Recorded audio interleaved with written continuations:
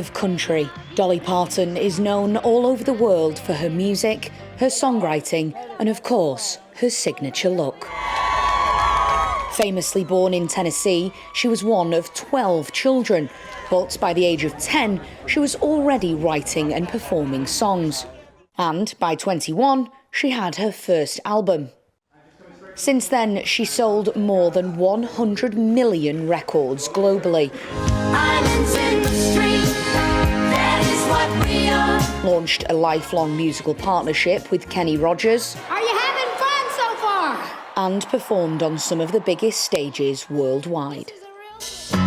And yet,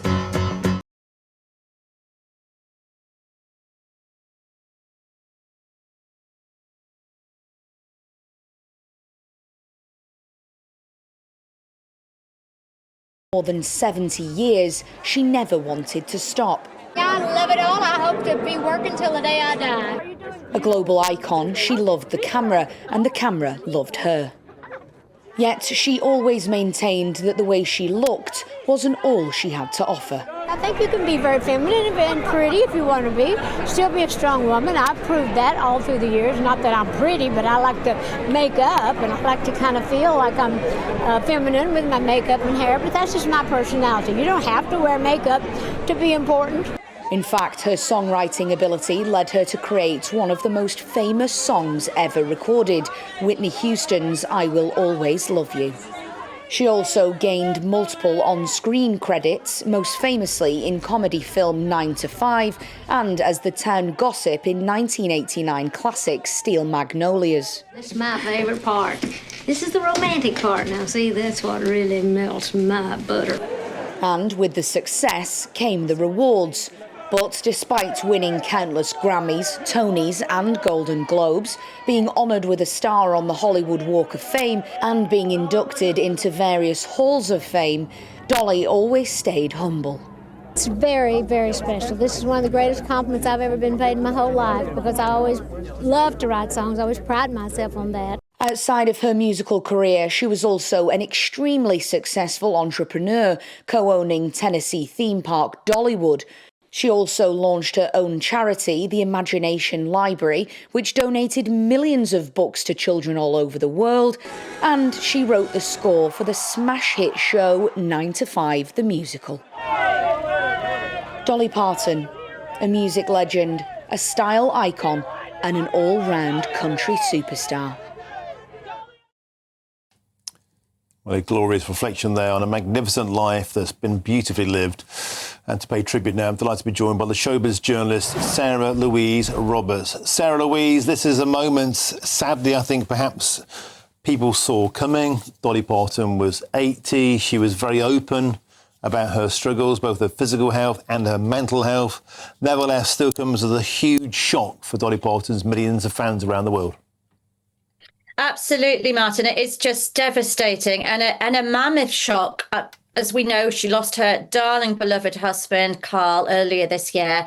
And from there on, it seemed that Dolly's health did take something of a decline. Her public appearances lessened. We weren't seeing her as much. And she was forced to put out a statement on social media as rumours were abounding about her health and that she was struggling with it. And so she sort of hit back at these rumours earlier these years and said, look, I have got a few things going on, but as always, I'll come through it. And I think she wanted to sort of give that reassurance to all her millions of fans and followers, as well as her family, and just try and sort of come back in her time. But sadly, it's just not meant to be. And her nephew, her beloved nephew, he released this statement on social media, as things are told these days, the times that we live in. And he said she remained a farmer's daughter, a country girl. That was something Dolly was always fiercely proud of, her country roots. She never ever abandoned them or turned her back on what made her, really, this country girl growing up in Tennessee. It was part and parcel of why the American public, but also the rest of the world, fell in love with Dolly, because we could see her authenticity, her warmth, her realness, her naturalness. That never, ever, ever left her, no matter how famous or wealthy she became. And she was an incredibly wealthy lady throughout her life due to her success. She never changed who she was as a person. So as to go back, you know, her nephew's statement really, it says it, that Dolly, I think, grew tired and missing her husband, her beloved husband, Carl. They were never apart from each other's side. They were famed for going supermarket shopping in the middle of the night. They would go to Walmart and he would just be himself, and Dolly would probably put on a different wig and sort of dress down, but everyone knew who she was. But they left them alone, and they just pushed the trolley around Walmart in the middle of the night, Martin, doing their shopping. That's how down to earth she was, and humble. If it wasn't Walmart, it would be Costcutter or something or other.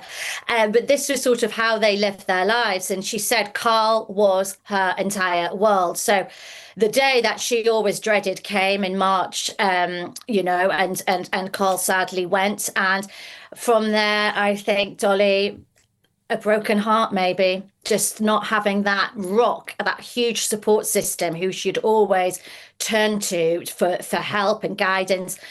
Making it in the music industry as a woman, it's a vicious place, shall we say. It's hard. You have to be tough, and Dolly was tough, but you have to have an emotional support network. And Carl, her husband, he was that emotional support network, and she always praised him. She always said he was such a mammoth part of her success. You didn't see him. He didn't want to live in the public. He had no interest in fame, absolutely no interest in the public eye, had his own job, had his own life, but they were utterly, utterly devoted to one another. You could not get a more in love, more close couple than Dolly and Carl. And so I think family and friends must have known when Carl went, Dolly would find it difficult carrying on without that special man by her side. And Sarah Louise, when you look back at how they met on Dolly Parton's first day in Nashville in 1964 outside a laundromat.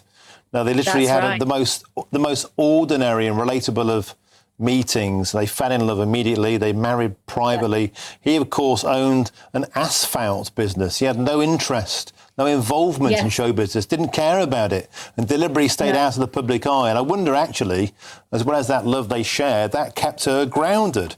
You know, he was her anchor, he was her rock, but she wasn't allowed to get away with being a diva because, you know, he was there, Carl Dean, making sure she kept her feet on the ground. That's exactly it. And that's why she praised him. And she always talked about him, always said that she couldn't do what she did without Carl. He gave her almost that strength, that emotional support, that love, that strength to be able to go out and live fame in the way that she did. And it's hard, Martin. It is difficult being in that world. And so he was such a mammoth part of that for her. And to know that she could come home, she used to say she would take the rhinestones off, the big wigs would come off, the eyelashes, all the rest of it. What was her famous phrase that she coined, which makes me laugh even now? She says, "It takes a lot of money to look this cheap."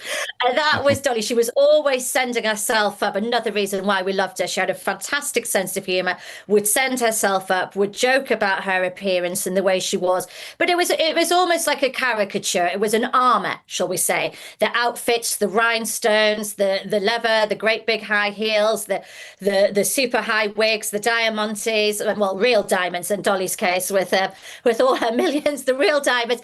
But one thing and another, the long talons, she had the great big, you know, huge nails, all the rest of it. That was a persona. And then I think what Carl got was the real Dolly, the country girl, the farmer's daughter, the Tennessee girl who was proud of who she was, fiercely proud and protective of her family, fiercely proud and protective of her roots. She never pretended to be something she wasn't, Martin. She was just true to herself the entire way through her life, no matter what her success. And my God, her success is, it's unqualified. I'm trying to think now, is there anyone who even comes close to her? I don't think there is. So you sort of look at all of that, and it's just remarkable that she stayed as grounded as she did. But going back to Carl, I think the help and the love of that lovely man was by her side was a big part of that for her. And I just hope they're together somewhere now, holding hands. She said they used to sit on their veranda looking out at the lovely garden, the farm where they were. And that was what she loved, just being with him, holding hands, just sharing time together. And yeah, I hope she's reunited with him now.